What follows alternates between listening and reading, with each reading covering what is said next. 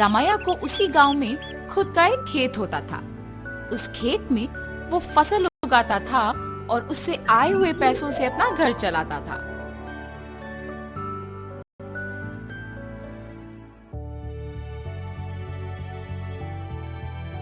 हमेशा की तरह इस साल भी फसल तो मैंने उगा दिया। अब गर्मी की मौसम शुरू होने वाली है, जल्द ही तरबूज के बीज डालने पड़ेंगे। ऐसे सोचकर तरबूज के बीज लेके अपने खेत की ओर जाता है। अरे रे, मैं तो भूल ही गया कि इस साल गांव में पानी नहीं है। मुझे अपने खेती के लिए पानी कहीं से भी लाना होगा, वरना इस साल मैं अपना घर नहीं चला पाऊंगा। ऐसे अपने आप में सोचते हुए दुखी होता है। इतने में उसके पड़ोसी खेत का मालिक विश्वनाथ रामैया को देख उसके पास आता है। अरे रामैया, इतना क्या सोच रहे हो कि मेरा आना भी देखा नहीं तुमने? विश्वनाथ, तुम्हें तो पता है कि मैं हर साल चावल की फसल के बाद तरबूज उगाता हूँ, मगर इस साल गांव में पानी ना होने के कारण मैं तरबूज नहीं उगा सकता हूँ। मैं अपना घर कैसे चलाऊंगा? क्या तुम पानी के बारे में इतना सोच रहे हो? उसमें क्या है, इस सारे गांव में सिर्फ मेरे ही खेत में तो मोटर है। मेरे मोटर का उपयोग करके तुम हमेशा की तरह अपने खेत में तरबूज उगाओ। मैं तुम्हारा एहसान कभी नहीं भूल सकता हूँ। ऐसे कहकर उसके खेत में मौजूद मोटर के सहायता से पानी का उपयोग करके तरबूज उगाता है। कुछ ही महीनों में उसके खेत में तरबूज अच्छे उगते देख बहुत खुश होता है। हर साल से ज्यादा तो इस साल तरबूज उगे हैं, इनको बेचूंगा तो बहुत सारे पैसे मिलेंगे। ऐसे सोचकर सारे तरबूजों को बेचने दुकान जाता है।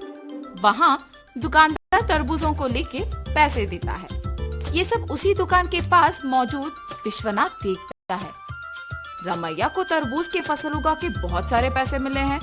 मेरे पानी देने की वजह से ही ये उसके लिए मुमकिन हुआ है, इसीलिए आए हुए पैसों में आधा हिस्सा मुझे मिलना चाहिए। इसके बारे में मुझे रामैया से पूछना होगा। रामैया, मेरे पानी देने की वजह से ही तो तुम इतने तरबूजों को उगा सकते हो। हाँ, आपने सच ही कहा है। उस दिन आपने अगर पानी नहीं दिया होता तो आज मेरे हाथों में पैसे नहीं होते। अगर मैं तुम्हें पानी नहीं देता तो तुम्हारे पास आज पैसे नहीं होते ना। मतलब तुम्हारे हाथ में जो पैसे है उसमें आधा हिस्सा मुझे मिलना चाहिए ना। ठीक है जी, आपको सिर्फ इन पैसों में आधा हिस्सा चाहिए ना, लीजिए। आप ही की वजह से तो ये मेरे पास आए हैं। ऐसे खुशी से पैसे देता है। मैंने सोचा कि तुम पैसे नहीं दोगे, लेकिन तुमने मेरा एहसान बाकी चुका दिया। मेरे पूछने पर बिना सोचे तुमने पैसे बस दे दिया। तुम अगर ऐसे ही रहोगे तो तुम्हारी अच्छाई ही तुम्हें नष्ट कर देगी। ऐसे कहकर पैसे लेके वहाँ से चले जाता है। अब मेरे पास कुछ ही पैसे बचे हैं, इनके साथ मुझे कोई व्यापार शुरू करना होगा, मगर कौन सा? ऐसे सोचते रहता है। इतने में ही बगल में उसे एक आदमी कटे हुए तरबूज एक बंडी पे बेचते हुए नजर आता है। प्यास लग रहा है, एक तरबूज का टुकड़ा खाऊंगा। उस तरबूज वाले के पास जाता है और पूछता है, बाबू, एक तरबूज का टुकड़ा मिलेगा? जी हाँ। एक तरबूज का टुकड़ा कितने का है? सिर्फ 5 रुपए है जी। एक तरबूज का टुकड़ा 5 रुपए का है? एक पूरा तरबूज तो बहुत कम पैसों में मिल जाएगा। मैं मेरे पास के सारे पैसों से तरबूज खरीदूंगा और उन्हें ऐसे टुकड़े बना के बेचूंगा। ऐसे मुझे बहुत पैसे मिलेंगे।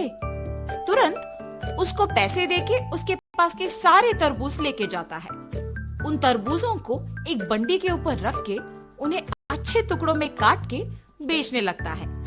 ऐसे उसका व्यापार बहुत अच्छा चलता है। हर रोज की तरह एक दिन वो जब तरबूज बेच रहा था, आप सबको पता है कि इस गांव में कुछ दिनों से चोरी हो रही है। जो भी इन चोरों को पकड़ के जमींदार जी के हवाले करेगा, उनको जमींदार जी अभिनंदन करके तोहफा देंगे। उस विज्ञापन को रामैया सुनता है। उस दिन दोपहर को 4 आदमी उसके पास आते हैं। बाबू, हमें 4 तरबूज के टुकड़े दो ना। बाबू, आपको इस गांव में मैं कभी नहीं देखा। गांव में नए आए हो क्या? हाँ जी, किसके घर में रह रहे हो बाबू? पास में जान पहचान के लोग हैं तो उन्हीं के घर में है। इतने में रमैया को सुबह का विज्ञापन याद आता है। वो लोग भी हिचकिचाते हुए निकल जाते हैं। मुझे इन लोगों को देख के लग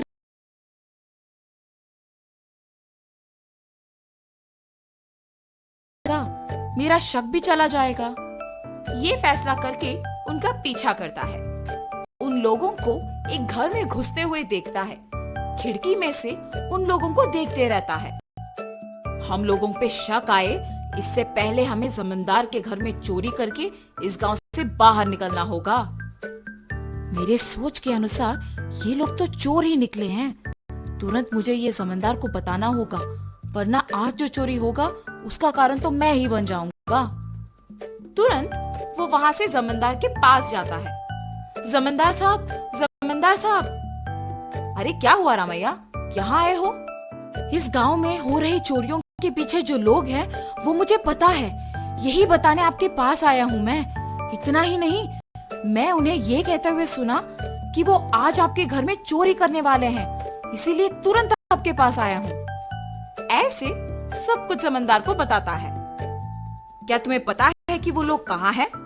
जी साहब, पता है। सेवकों, तुम लोग अब रामैया के साथ जाके उन चोरों को पकड़ के मेरे पास लाओ। जी प्रभु। जमींदार के आज्ञा के अनुसार सेवक उन चोरों के घर जाके उनको पकड़ के जमींदार के पास लेके आते हैं। उन चोरों को पकड़ने के लिए गांव वालों के सामने रमैया का अभिनंदन किया जाता है और जमींदार उनके वचन के अनुसार उनके जायदाद में एक हिस्सा उसको देते हैं। तुम्हारे अच्छाई की वजह से ही तुम उनके जायदाद में एक हिस्सा पाए हो।